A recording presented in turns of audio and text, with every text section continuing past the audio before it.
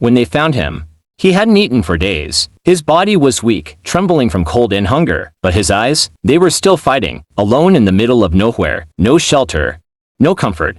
No one searching, just silence, and the quiet sound of a life fading. The call came in just before sunset, a small animal, barely moving, near the old forest road. When the rescue team arrived, the area looked empty, broken wood, scattered trash, overgrown bushes. Then, a faint sound, a whimper. He was hiding beneath splintered boards, curled tightly into himself, terrified, starving, exhausted. His ribs showed through his skin, one eye swollen, his fur soaked and matted with mud. He didn't bark, he didn't growl, he just stared, as if asking, "Are you here to help?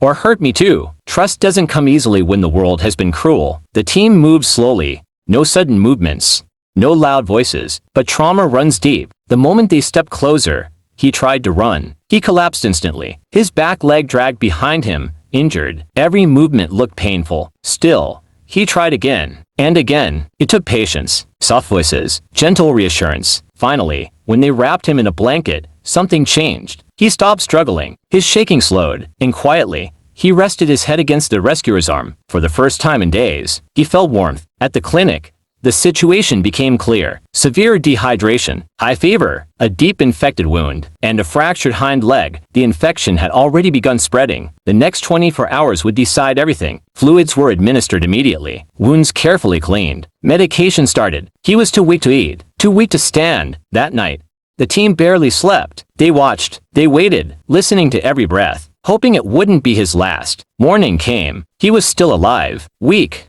but alive. When food was placed gently near him, he hesitated. Then slowly, one small bite. That single bite meant everything, because animals who give up don't eat. Day 3. His fever began to drop. Day 5. The swelling reduced. Day 7. Surgery successful. Weeks passed. His fur began growing back. Strength slowly returned. And then, the moment no one expected so soon, his tail moved, just slightly, but it wagged. The same eyes that once showed fear, now showed curiosity, now showed hope. He began following the team around the clinic, resting peacefully, playing softly, learning what safety feels like, learning what love feels like. The day a family came to meet him, there was nervous excitement in the air. Would he retreat? Would fear return? The family knelt down. They didn't rush him.